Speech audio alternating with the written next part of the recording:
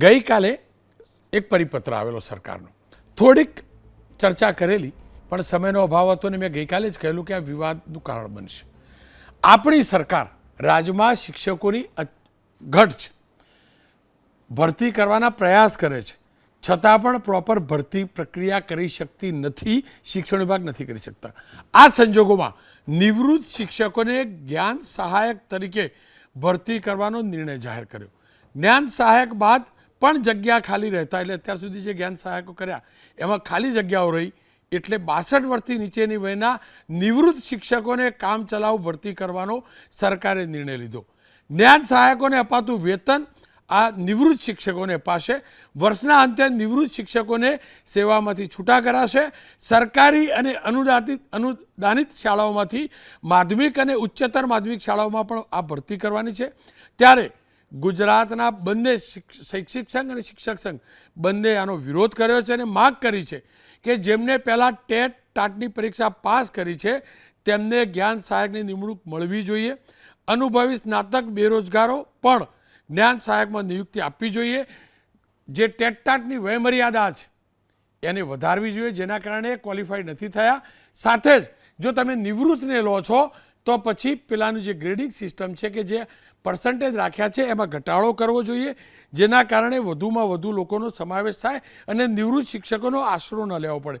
સાથે ટેટ ટાટનું પણ અહીં અપમાન છે, કારણ કે ટેટ ટાટ જે છે એ પરીક્ષા પાસ થયા હોય, મેરિટમાં આવ્યા હોય એ જ શિક્ષક બની શકે. તો પછી જે જૂના શિક્ષક છે એ કેવી રીતે શિક્ષક તરીકે આગળ રહી શકે વધારામાં? કારણ કે ટેટ ટાટ એ આધુનિક શિક્ષણને સમજ આપતી પરીક્ષા છે.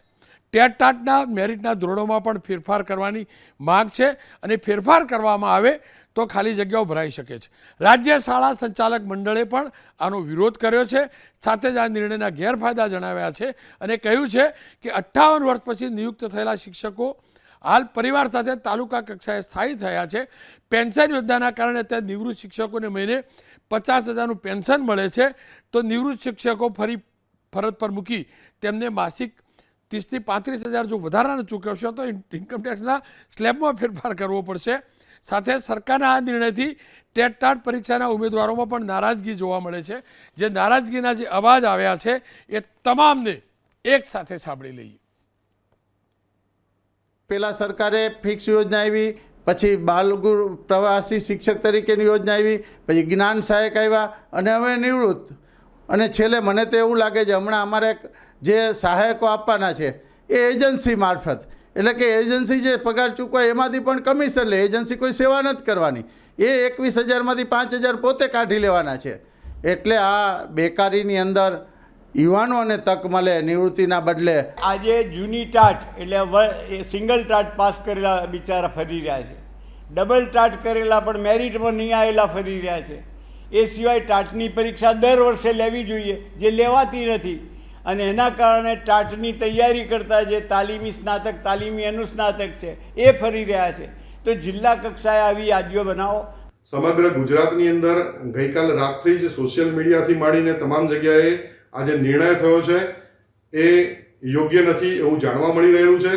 રાષ્ટ્રીય શૈક્ષિક મહાસંઘનું પણ સ્પષ્ટપણે માનવું છે કે આ જે નીતિ છે એની અંદર ફેરફાર થાય.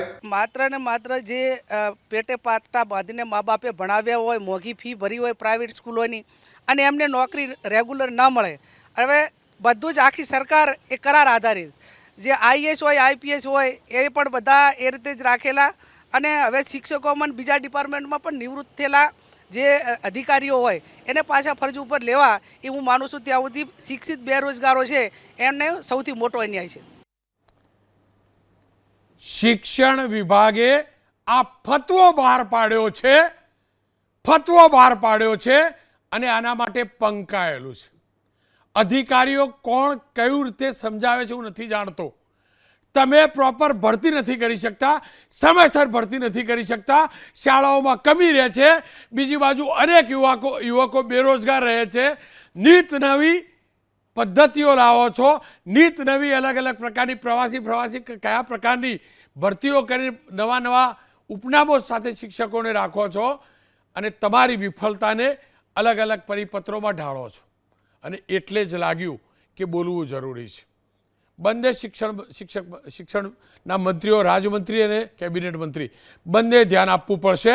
અને દુઃખની વાત તો એ છે કે મારી રાજ્યના બંને શિક્ષણ મંત્રીઓએ, રાજકક્ષાના અને કેબિનેટ કક્ષા બંને અભ્યાસુ છે, પણ ખબર નથી કોણ આવું આપી જાય છે પરિપત્ર. થોડુંક તો વિચારો. દાદા ભણાવશે, હવે 60 વર્ષે દાદા થાય વ્યક્તિ, એ ભણાવશે નવું શિક્ષણ? એ ભણાવશે? પેલો ટેટ-ટાટનો વિદ્યાર્થી નોકરીની રાહ જોઈને બેસી રહ્યો છે. તમારા જ પાપે એમની ઉંમર ચાલી ગઈ એટલે ગેરલાયક ઠર્યા. તમે વર્ષો સુધી ભરતીઓ ના કરી શક્યા ટેટ-ટાટની, અને હવે તમે દાદાઓને બેસાડશો કે જે 60 વર્ષ થયા, હવે એમને તીર્થધામ જવાનું હોય, એમને વડીલોને, વિદ્યાર્થીઓને આશીર્વાદ આપવાના હોય, એમને મુક્ત કરો, ભણાવવા દો. ભણાવવાથી મુક્ત કરો અને સેવા કરવા દો. એમને વધારાની તમે નોકરી આપીને વાત કરો છો. બહુ એક્સટેન્શનો આપી લીધા સરકારે, IAS, IPS, GPS બધામાં, GS બધામાં. આની અંદર પણ એક્સટેન્શનની વાર્તા, અને જો આવી જ વાર્તા છે શું કરો અમને ભણાવો છો ભાઈ? કે નિવૃત્તિની વર્ષ 58 વર્ષ, 60 વર્ષ બધી વાર્તાઓ કરો છો. એટલે ચર્ચા કરવા માટે ડૉક્ટર JV પટેલ સાહેબ મહામંત્રી છે શાળા સંચાલક મંડળના અને શિક્ષણ બોર્ડના સભ્ય પણ છે. સાથે જ સ્નેહલભાઈ જોશી BJPના પ્રવક્તા છે. પરિનભાઈ આહિયા ટેટ-ટાટના ઉમેદવાર છે.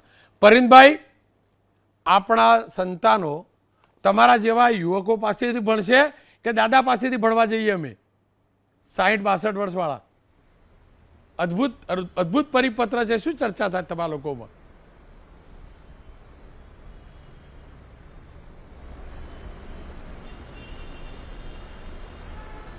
આ મુદ્દે જો વાત કરવા માગીને તો સૌથી પહેલાં તો એવો શબ્દ આવે કે કામધેનુને ચરવા માટે સૂકું તણખલું નથી મળતું અને આખલાઓ છે એ આજે ખેતર ચરી રહ્યા છે.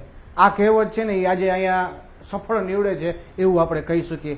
જે યુવા આજે કામધેનુ રૂપી યુવા વર્ગમાં છે એને આજે સૂકું તણખલું મળતું નથી, અને જે આખલાઓ એટલે કે જેની ઉંમર થઈ ગઈ છે. એક સેકન્ડ રોકીશ. તમારા એ શબ્દથી મને સંપૂર્ણ વિરોધ છે.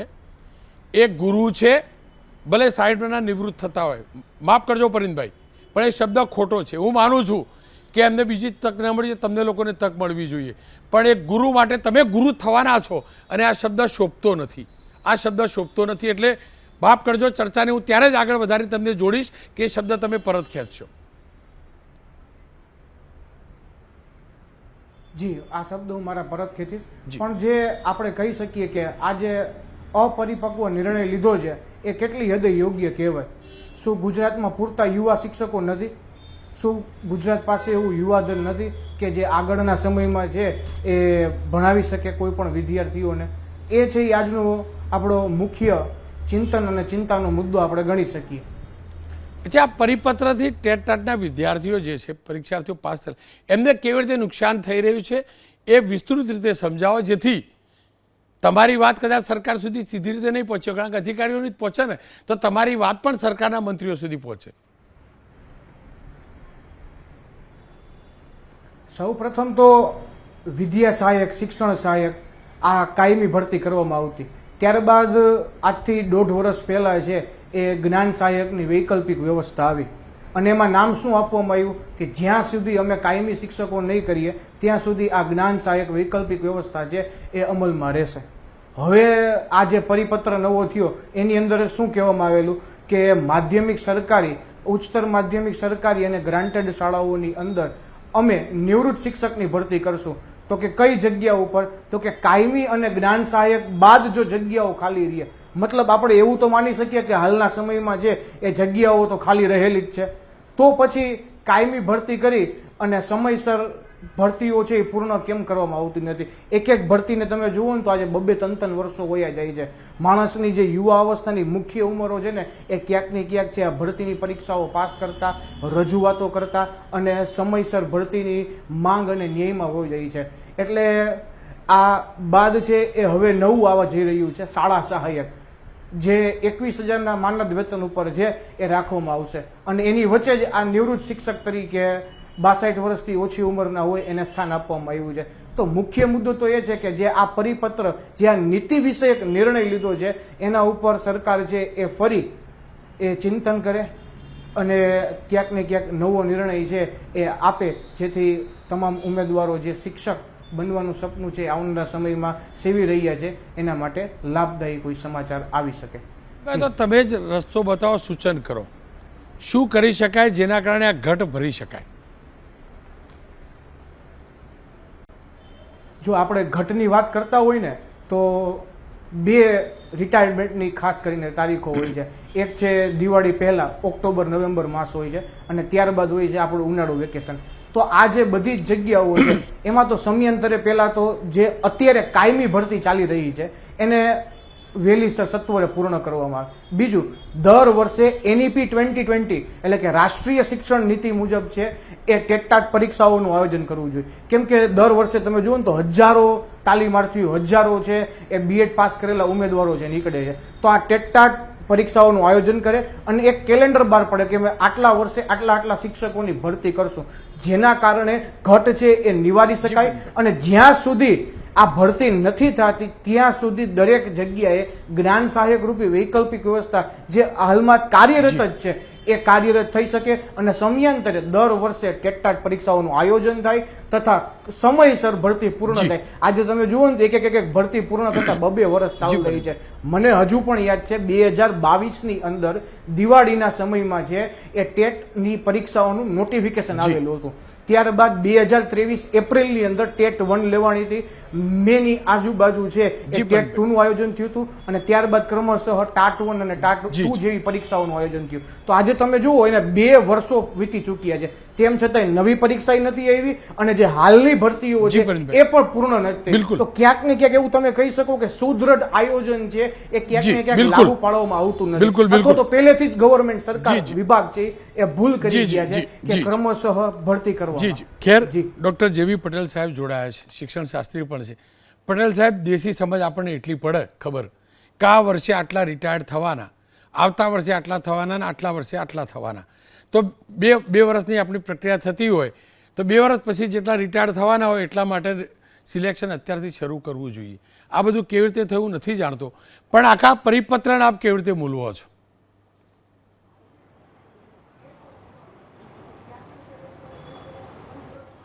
રોનકભાઈ, જી સર. આ આખી પ્રક્રિયા વિશે તમને વાત કરું તો આખું આ વર્ષનું આયોજન ભરતી મેળા તરીકે ઓળખાતું હતું. 24/7/2024થી ભરતી પ્રક્રિયા આખી શરૂ કરેલી. હવે આ ભરતી પ્રક્રિયાની અંદર જે તે ખાલી જગ્યાઓ છે એ 30/6/2024 સુધી જે ખાલી જગ્યાઓ થઈ હોય 31/5/2024 એટલે પછી જેમ 31/10/24 થયું હોય, 31/5/2025 થયું હોય, એ જગ્યાઓ આપોઆપ ખાલી રહે છે. સરકારે એને અપડેટ નથી કરતી અને એની પ્રક્રિયા જે છે બહુ લોબી છે સમય ચાલી. આજે જે આયોજન કેટલોગ બનાવ્યું હતું એના એ પ્રમાણે ક્રમશઃ પહેલાં આચાર્યની ભરતી શરૂ કરી, પછી જૂના શિક્ષકોની ભરતી શરૂ કરી, હાયર સેકન્ડરીના ભરતી શિક્ષકો કરી, એમાં ગ્રાન્ટેડ સરકારી અને એના પછી માધ્યમિક શિક્ષકોની ગ્રાન્ટેડ અને સરકારી શિક્ષકનો ભરતી, ત્યારબાદ પ્રાથમિક 1 થી 5 અને 6 થી 8 કરી.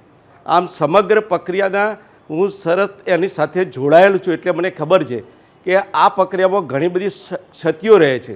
સરકારને પણ ધ્યાન પર લાવ્યો છું, કારણ કે એક ઉમેદવાર ઘણી જગ્યાએ 4 જગ્યાએ અરજી કરી હોય છે. સરકારીમાં કર્યું હોય, ગ્રાન્ટેડ માધ્યમિકમાં કર્યું હોય, હાયર સેકન્ડરીમાં, એટલે આપોઆપ એકમાં પસંદ કરી એટલે બીજામાં એ પસંદગીની જગ્યાઓ ખાલી રહે છે. આ માટે સરકાર સાથે આપણે ખૂબ જ મસલતો પણ કરી છે અને નિવાળવા માટે પ્રયત્નો કર્યો છે. મારા પોતાના જાણકારી મુજબ હાયર સેકન્ડરીની અંદર 1281 એવા ઉમેદવારો હતા કે સરકારીમાં પણ ઓર્ડર મળ્યો હતો અને ગ્રાન્ટેડ સ્કૂલમાં મળ્યો હતો. હવે એકમાં જો જશે એટલે 1281 જગ્યાઓ એ હાયર સેકન્ડરીની ખાલી પડશે. એવી રીતે માધ્યમિકમાં પણ 1241 જગ્યાઓ એવી હતી કે સરકારી અને ગ્રાન્ટેડમાં એ કોમન હતી, એટલે 1241 જગ્યાઓ પણ ખાલી રહેવાની. આમ એકંદરે આ બાબતોને સરકાર પર ધ્યાન લાવ્યા છે અને અમે વેકેશનની અંદર પણ શિક્ષણ મંત્રીના રૂબરૂમાં શિક્ષણ વિભાગને બોલાવી અને અમે આ જે પ્રશ્ન ઊભો થવાનો હતો એ ગંભીર પ્રશ્નને એમના ધ્યાન ઉપર લાયા, તરત શિક્ષણ વિભાગને બોલાયા હતા અને અમારા રૂબરૂમાં જ્ઞાન સહાયકો કઈ રીતે ભરવા એની પદ્ધતિમાં ફેરફાર કરવા મેં યોગ્ય માર્ગદર્શન એમને આપ્યું હતું. એમાં કહ્યું જ્ઞાન સહાયકો એવી રીતે લેવા જોઈએ કે ઉઘડતી સ્કૂલે જ મળી જવા જોઈએ અને એ માટે તમે નિયમો ફેરફાર કરો. તમને ટેટ કે ટાટના જો છેલ્લી પરીક્ષા ધ્યાનમાં લેતા હોય અને એ ઉમેદવારો જે 60% કટઆઉટ કર્યા છે એ પણ ના મળે તો પણ નીચેલી છેલ્લી જે એના અગાઉ જે ટાટ લીધી હોય એના ઉમેદવારોને તમે અંદર આવરી લો અને એ પણ ઉમેદવારો જ્ઞાનસાગરમાં ના મળે તો તમે તાલીમી જે હોય જે લાયકાત ધરાવતા હોય એવા જે કહેવાય બેરોજગાર જે આપણા જે તાલીમ લીધા ટાટવાળા છે કે તો વગર ટાટવાળા એને જ્ઞાનસાગરમાં ઉમેરો કરશો તો આપોઆપ બધી જગ્યાઓ પૂર્ણ થશે. પરંતુ આ કહેવા છતાં શિક્ષણ વિભાગે જે પરિપત્ર કર્યો એની અંદર કોઈ ફેરફાર કર્યો, ફક્ત જ ઉંમરની જે હતી લાયકાત જે 42 વર્ષની જે ગ્રાન્ટેડ હતી એની 45 કરી, બાકીના મુદ્દાઓ જ્ઞાન સહાયક જે મળવાના છે એ સેન્ટ્રલ રહી રાખ્યું.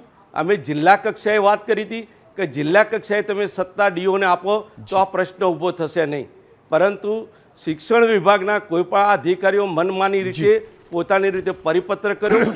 એ પરિપત્ર લઈને હું પોતે પણ શિક્ષણ મંત્રીને મળ્યા અને ચર્ચાઓ મંડળ સાથે કરી કે આ પરિપત્ર ખોટો થયો છે.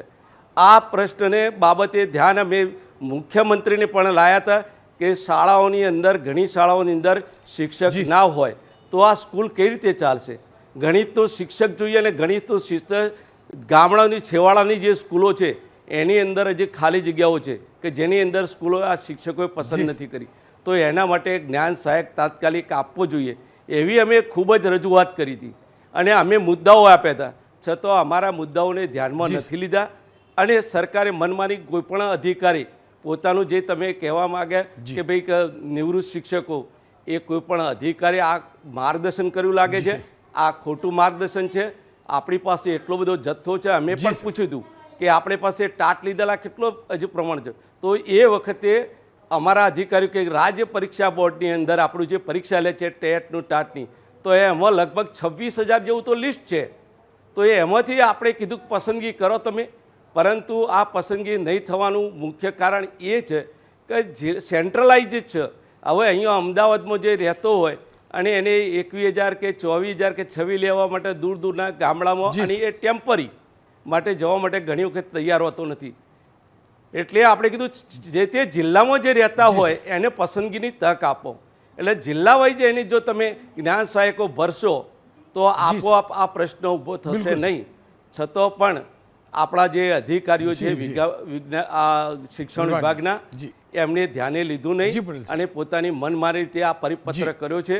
એનો શાળા સંચાલક મંડળ એનો સખત વિરોધ કરે છે કે આપણી પાસે બધા ટાટવાળા પણ છે, તાલીમી શિક્ષકો પણ છે, એનું તમે વ્યવસ્થિત આયોજન કરો તો ગુજરાતની એક પણ શાળાની અંદર એક પણ શિક્ષક ખાલી નહીં રહે, એની ઘટ રહેવાની નથી એ હું ખાતરી આપું છું. પટેલ સાહેબ આપનો ખૂબ ખૂબ આભાર અને આશા રાખું કે આ જે ખુલ્લો અથવા છૂટો દોર લઈને મિસગાઈડ કરવાવાળા અધિકારીઓ છે એમને રોકવાવાળા જે વ્યક્તિ છે ને એમના સુધી આ વાત આ માધ્યમથી પહોંચી જશે. અને તમને ગેરંટી અપાવું પટેલ સાહેબ બદલવું પડશે. લખી રાખજો તમે તાર. સરકારે આ બદલવું પડશે. ખોટું છે, અમે એમની ખોટું છે. આ તગલદી નિર્ણય છે. સ્નેહલભાઈ એક શિક્ષણ શાસ્ત્રી કહે છે જેને કોઈ રાજકીય વાત નથી, શિક્ષકોના સંઘ કહે છે કે આ ખોટું છે, આ નિર્ણય ખોટો છે, છતાં મન મરજી આવી કોઈનો તો કંટ્રોલ છે કે નહીં. પેલો કમાન્ડ એન્ડ કંટ્રોલ રૂમ બનાવ્યો તો અધિકારીઓ પર કોઈનો તો કંટ્રોલ રૂમ છે, કંટ્રોલ છે કે ભાઈ ટાઈપ જ કરી દેવાનું, લેટર બનાવી દો પરિપત્ર. રોનકભાઈ, જ્યારે સરકારે આ નિર્ણય બહાર પાડ્યો છે તો આપણે બીજા બધાને સાઈડમાં મૂકી અને બાળકો પર ખાસ કરીને જે સ્ટુડન્ટ છે અને એ બી અર્બન નહીં રૂરલ એરિયામાં, અને પટેલ સાહેબે જેમ જણાવ્યું કે જ્યાં અહીંથી લોકો અમદાવાદનો એક વ્યક્તિ કદાચ ત્યાં નથી જતો, એ ટેમ્પરરી છે એમ કરીને. એટલે આને આ વિષયને સમજવાની જરૂર છે કે આ બે વિભાગ છે અર્બન અને રૂરલ, કે એક ગામડા અને શહેર. તો ગામડાની અંદરના જે દૂર દરાજના જે ક્ષેત્રના વિદ્યાર્થીઓનું શિક્ષણ જ્યાં સુધી ટેટ ટાટના પાસ કરેલા નવા વિદ્યા સહાયકોની ભરતી ના થાય એ સમયગાળા સુધી જે વિષયની ઘટ પડે છે શિક્ષકોની એ ભરી શકાય એના માટે આ એક વૈકલ્પિક વ્યવસ્થા છે.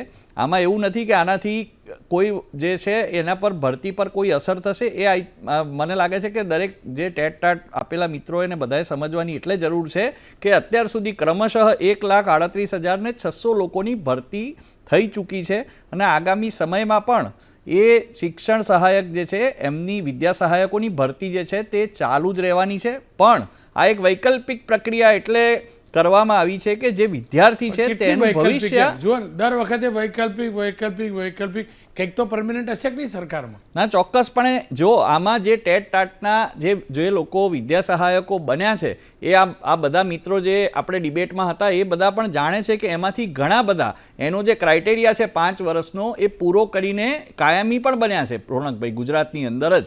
એટલે ગુજરાતની અંદર ઘણા બધા વિદ્યા સહાયકો પરમેનન્ટ પણ બન્યા છે અને નવા વિદ્યા સહાયકોની ભરતી પણ થશે. અને યર વાઇઝ તમે ટેબલ જોશો તો તમને ખબર પડશે કે દરેક વર્ષના 1 મહિના માર્ચ એપ્રિલની આસપાસ કે એ પ્રમાણે જે નિયત રીતે એ લોકોની ભરતી થાય છે ને ટોટલ 1,38,000 ઓલરેડી છે. આ એક વ્યવસ્થા એવી છે કે ખાસ કરીને દૂર જે ગામડા છે ત્યાંના નિવૃત્ત શિક્ષક અત્યારે 1 વર્ષ કે જ્યાં સુધી ત્યાં બીજો એ જ ગામનો શિક્ષક ના આવે. અને જેમ પટેલ સાહેબે કીધું તેમ ઘણા બધા મુદ્દાઓ છે કે એક ડિસ્ટ્રિક્ટના જે વિદ્યા સહાયક છે એની ભરતી ત્યાં કરેલા બધા ચોક્કસ સૂચન કરેલા. પટેલ સાહેબની વાત તમને ગમતી તે પકડી લીધી પણ એમને સૂચન કરેલા અધિકારીઓ ના મને નહીં કહેતા. સૂચન કરી દો જિલ્લા વાઇઝ કરો. જો હજી કહું છું કે અધિકારીના નિર્ણયથી આવા કોઈ નિર્ણય નથી લેવાતા. એક સ્પષ્ટ વાત છે, હું આપના માધ્યમથી જનતાને પણ કહેવા માંગુ છું.